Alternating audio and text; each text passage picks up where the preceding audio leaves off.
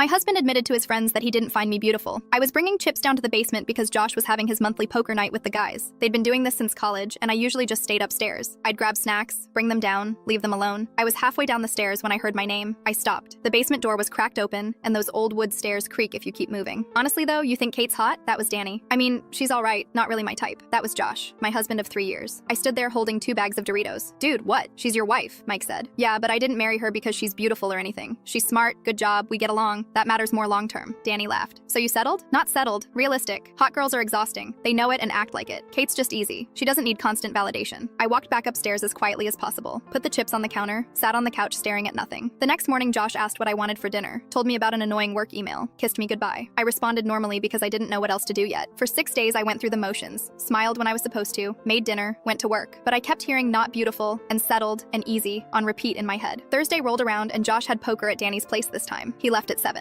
At 8, I texted my coworker Ian asking if he'd help me with something. Ian's gay with a boyfriend, but Josh doesn't know that. I'd never really talked about Ian at home. We met at a coffee shop 2 blocks from Danny's apartment. The place had huge windows facing the street. Ian and I talked about work for 30 minutes. He kept giving me looks like he knew something was up but didn't ask. I checked my watch. 8:45. Josh always did a coffee run around this time during poker nights. He was predictable like that. Then I saw him through the window walking toward us. I laughed at something Ian said and touched his arm. Josh's head turned. He stopped walking, stared directly at us through the glass. I kept talking to Ian like I hadn't noticed. The door opened. Josh walked in holding his phone. His face was red. Kate, what are you doing here? Getting coffee? You? Who is this? Ian from work. Ian, this is Josh. Ian smiled. Nice to meet you. Josh looked at Ian's hand on the table near mine. Kate, outside. Now. I sighed and followed him to the sidewalk. What the hell is this? Coffee with a coworker. Why? You didn't tell me you were going out tonight. You didn't ask. You were busy with poker. This looks really bad. What if Danny walks by? There it was. I almost smiled. Why would that matter? Because you're my wife and you're sitting there looking all... He gestured at my makeup and nice shirt. You look like you're on a date. So when I look nice, it's automatically a date? Don't be difficult. You know what this looks like. I stepped closer. Last Thursday, you told Danny and Mike you don't find me beautiful. That you married me because I'm realistic and easy, not because of looks. I was on the basement stairs. I heard every word. All the color drained from his face. But now I'm having coffee and suddenly how I look matters? Suddenly you care? That was just guys talk differently when you meant it. And that's fine. You're allowed to think that. But you don't get to be upset when I stop caring what you think. Kate, come on. I didn't mean it like you absolutely did. And the second you thought another guy might find me attractive, you panicked. Because I'm supposed to be the easy one who doesn't need validation, remember? I'm not supposed to have options. He reached for my arm. I stepped back. Here's what's going to happen. I'm going back inside to finish my coffee. You're going back to Danny's. Tomorrow I'm packing some stuff and staying at my sister's for a while. You're overreacting. No, Josh. I'm reacting exactly right. You told your friends I'm not beautiful to my face would have been kinder than what you did. At least then, I could have defended myself. I walked back inside. Ian had already paid for both our coffees. We left through the back door and he drove me home. Josh came back 2 hours later and tried to talk, but I locked the bedroom door. The next day I packed a bag while he was at work. He'd sent me about 15 texts ranging from apologies to accusations that I was being dramatic. I didn't respond to any of them.